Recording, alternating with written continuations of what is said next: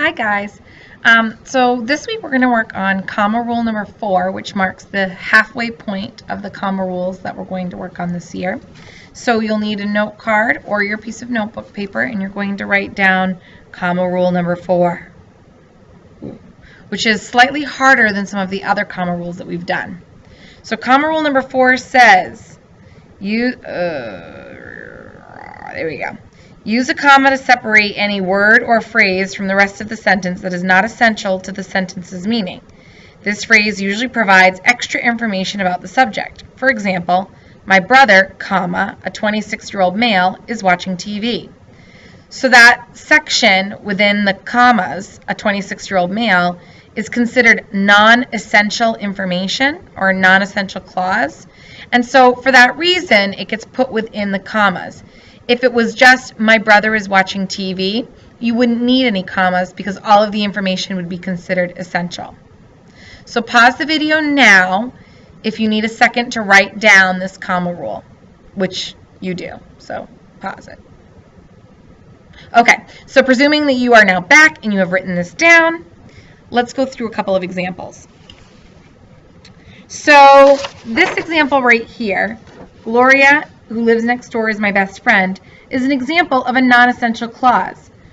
You could just say, Gloria is my best friend. That would be an essential clause.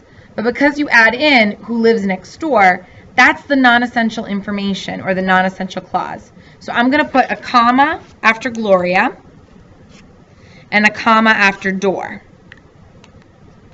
And I've underlined the non-essential clause to illustrate to you what that is. Okay, so Gloria, comma, who lives next door, that's the non-essential clause, is my best friend.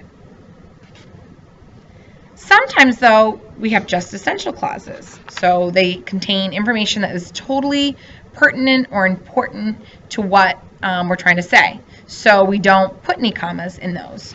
And for example, this is one. All people working in that factory assemble cars.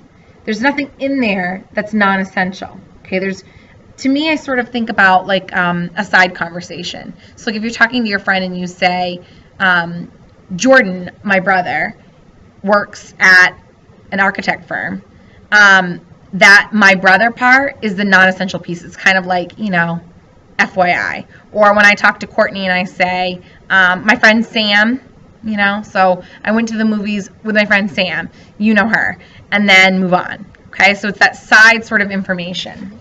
But this has no side info, so it's all pertinent, meaning it's all essential. Another example is when school ends today, we will play soccer. There's nothing in there that's non-essential. But if we were to put when school ends today at 3:15, we will play soccer, now we've added the ends today at 3:15, that becomes the non-essential clause because you don't necessarily have to give that information, right? So when school ends today at 3:15, we will play soccer. Okay, another example, Daniel Garrison, a farmer, wakes up very early. So after Daniel Garrison, we need a comma. I'm going to underline the non-essential clause.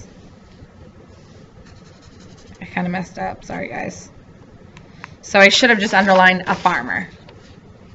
So Daniel Garrison, comma, a farmer, comma, wakes up very early. Because we could have just Daniel Garrison wakes up very early, and that would be an essential clause. So what I want you to do today for our first day of target time, so Wednesday, is I want you to make sure that you've written down your comma rule number 4 somewhere where you will remember it. And then I have this worksheet that asks you to write down whether a clause is essential or non-essential, and then to put the appropriate commas in. Okay? And then I'm hoping that I can find an Excel target that will work for this comma rule.